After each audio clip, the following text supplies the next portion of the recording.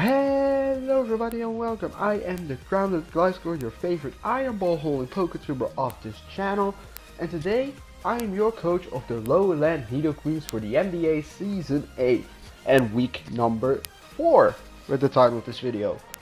I know we skipped some weeks right now because I skipped week 2 currently, and week 2 is, week 2 is pretty much, we skipped that for now because as I already said, my opponent wasn't being available yet. So we're actually gonna skip that week and do it later. So we're actually moving on to week 4 right now. Week 4 is already is planned for today. By the time I upload this video, we already battled. So, but also by the time of this video, your Lowland Nido Queens are 1-0, and the opponent we have is the Hong Kong Druddigons, coached by Python, and Python is a record of 1-1 currently with a 3 points differential. He has a current win streak of 1, and I'm actually gonna go over his team right now, and you also see it here on the side. So Python has Manaphy, Terrakion, Gengar, Celebi, Rotom Heat, Aerodactyl, Mega, Flygon, Granbull, Sneasel, Tauros, Scyther, and Primeape. As for our draft, if you didn't know or you just tuned in and you wanted to actually know our draft is Latias, Talonflame, Aggron Mega, Gardevoir, Vaporeon, Chestnut, Manectric, Hitmontop, Omastar, Gourgeist, Swallow, and Kangaskhan. Before we had actually Sandslash, but we decided to do the Lowland Nido Queens decided to do a free agent trade in Kangaskhan, and I will go over it why we chose Kangaskhan for this matchup and as a free agent. So first off, I want to welcome Kangaskhan to the team, and let's actually get straight into the into the team building which I had. So looking at his team, I saw that he had some threats. Also sat down with a friend of mine again, just like week 1, and we decided to build together. And we came to the idea that nothing really has something for Aggron, because Aggron just does mad damage overall. So we have then Aggron with Sturdy before it Mega Evolves, and it will have Heavy Slam, Earthquake, Ice Punch, and Stealth Rock, with a spread of 248 in HP, 16 defense, 244 in special defense with an Impish Nature, pretty much standard. Because Mega Aggron doesn't need any more. Mega Aggron has the Heavy Slam to hit things like Terrakion, Aerodactyl, Granbull, Sneasel, and just everything pretty hard, because Aggron is just heavy F. Earthquake is there to hit things like Terrakion, like, what is it? Well, it's only there for Terrakion mostly, because Terrakion is a threat. And it hits also the likings of, wait, we had Earthquake on this, I believe, before because he switched something out, because Python made a switch barely after we made ours, and he switched his, I can't remember what he had, but he changed it up for Primeape. He hasn't used it yet. I don't really remember anyway. Either way, so we have Ice Punch there for the Aerodactyl, for the Flygon, for the Scyther, just to hit them overall, and maybe even for the Celebi. And as a last move, we decided on Stealth Rock, because if we can get Hashers up, that would be nice, so we can actually go with that. This spread actually lets us live certain hits. We cannot switch into Terrakion, but we can take one if we need to, and then strike it back with a Heavy Slam. So moving on to the second Pokemon is Naya Jax, the female Kangaskhan, joining their first time with a Lowland Nido Queens just to prove herself, holding the Assault Vest with the Scrappy ability, with Facade, Fake Out, Drain Punch, and Sucker Punch with a spread of max attack, 4 defense, 96 HP, and 156 special defense. So we decided, because we swapped out Sandslash, because Sandslash wasn't gonna do pretty much a large amount for us, because it would only be usable against the sand uses like a Powdon and Tyranitar, but we already have answers for that. So we actually decided to make this trade because we were looking at some other things, because first off, I was looking at Shift 3 to not lose the hazard removal, and have the potential to use Sucker Punch, which was also a thing we wanted. because we mostly looked for Sucker Punch, but then we saw Kangaskhan. Because I can hit pretty much everything on this team with Fake Out. I can use Sucker Punch. I can use the Drain Punch on anything and Facade. So nothing is immune pretty much. It may resist, but nothing is immune because of the Scrappy ability. We wanted Sucker Punch mostly for the Gengar because Gengar is just a threat to my team overall. And this thing handles it pretty well. Also with the Assault Vest and the current spread we have, we can A, take out Gengar, and B, if Manaphy decides to set up, a +3 Scald from a Manaphy will do 65% max. That's why we carry Facade, because if we may go and he gets a burn, then we're actually hitting it freaking hard with a Facade. Plus it's stab, so before it is power is doubled, it is a base 70 attack. Which still is stab, which is quite powerful from max attack Kangaskhan, which is because there's 95 base attack. And if we then we can actually go for the Sucker Punch just to pick it off if needed. So this is kind of self-explaining. It's just to counter the most things on his team for some damage. And he drafted, I think that Python drafted Primeape just because I drafted Kangaskhan, because he sees that Primeape deals with Kangaskhan. And yeah, it deals with Kangaskhan very well because it's a Primeape. But actually, we have answers for the Primeape, because I have 3 things on this team which can actually take Primeape on, even though if it carries Ice Punch or whatever. So moving on to the next Pokemon, we bring Mr. Draco with a Life Orb set with a Levitate ability with 12 EVs in HP, max special attack at 244 in speed, with Psyshock, Draco Meteor, HP Fighting, and Roost. So this set is actually to overcome his, what is it, his fastest Pokemon outside of Aerodactyl. We don't outspeed Gengar because we will speed tie, I believe, because or he's faster or we speed tie, I don't remember quite.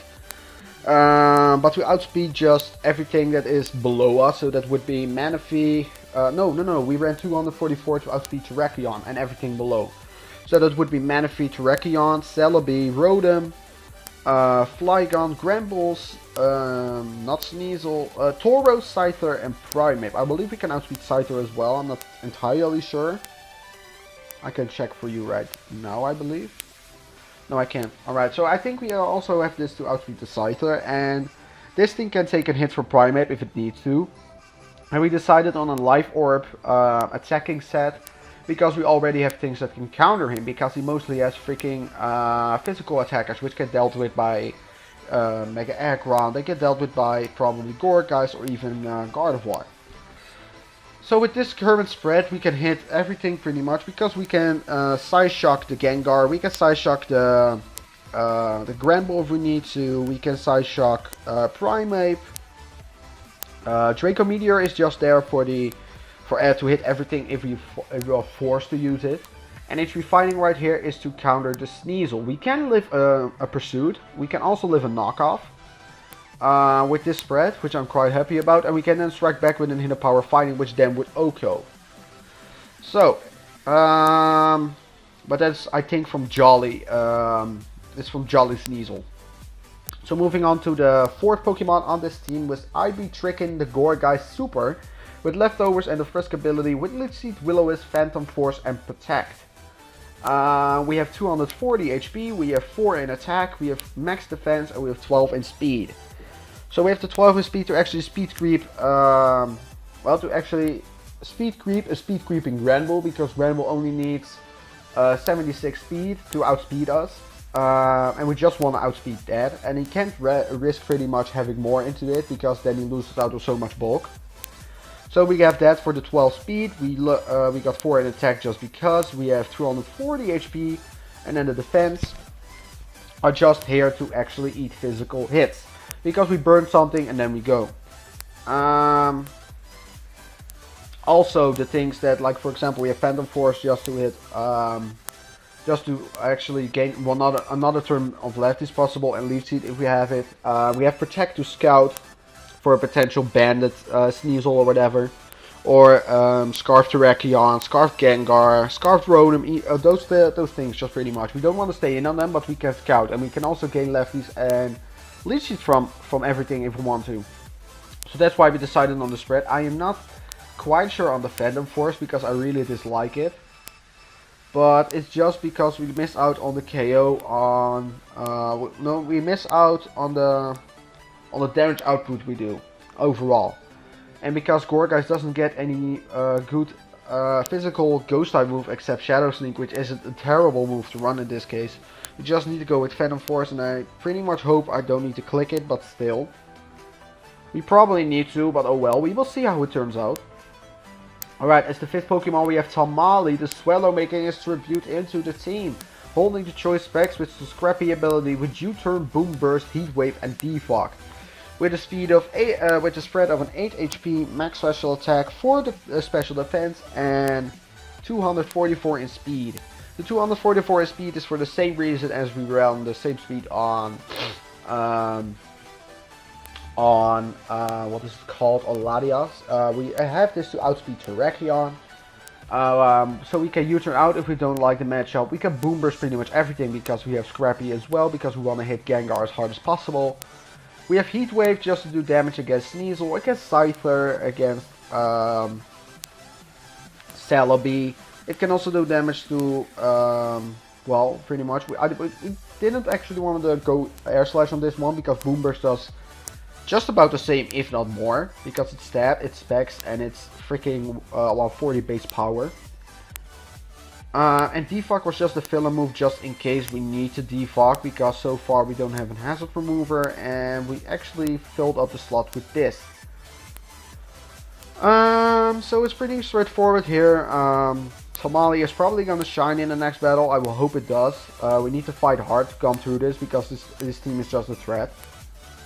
And then we actually go to the last Pokemon on this team, which is gonna be Sir Knight, the Choice Scarf Gardevoir. Hold bit of trace ability with Healing Wish, Side Shock, Thunderbolt, Moonblast. With 140 in speed, 252 in special attack with a modest nature, 4 in defense and 112 HP. The 112 HP was just there to fill it up pretty much because we don't need more speed. Because with this, I believe, let's see, this is so professional. I forgot, that's why. We have 231 and then actually 1.5, we have 346, so we actually speed tie with Terrakion, which I am not a fan of. So we're actually gonna change it to 144 and then we're gonna change this to 18. Nor we keep this 112 and go for the miss on defense. So now we actually outspeed him. I gotta double check. Times 1.5 is 348. So we actually outspeed pretty much the... Oh, I might wanna run a bit more. We may want 152. Now think about it. Because 350. Oh wait, 351. 1.5 is 234. So we now actually outspeed. I'm gonna double check once again. Oh wait. 234 times 1.5 is 351. Yes, correct. Alright, so we're actually gonna run with this spread. Actually, this spread now allows us to outspeed everything, even Gengar. We can hit it pretty much. We can hit it as hard as possible. Gardevoir is making its tribute right here, and I think the Scarf Gardevoir can do pretty much the thing for us. It can actually take down the Manaphy if it needs to. It can also deal with Gengar now. It can deal with pretty much the entire moveset on here. Pretty much deals with his entire team. Because Gardevoir is just a threat to his team, that's why we run it. We have also Healing Wish on this, just in case if we may run into some issues, like for example if Mega Aggron gets low and we needed to healthy to win the game, we can actually Healing Wish to this. We can actually Healing Wish to everything, just depending on what will will be our win condition in that instance. So that's actually the team of this week. I don't know how anything to say actually about it.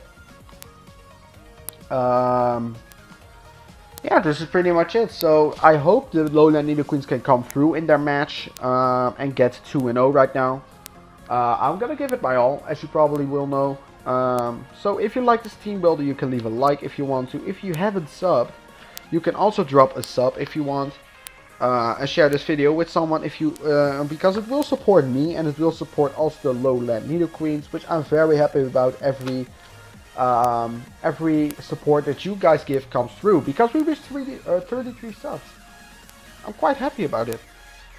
So I want to thank you all for that, and you will see me in the next video whenever I'm gonna make. I will see you next time, Poke fans. Bye!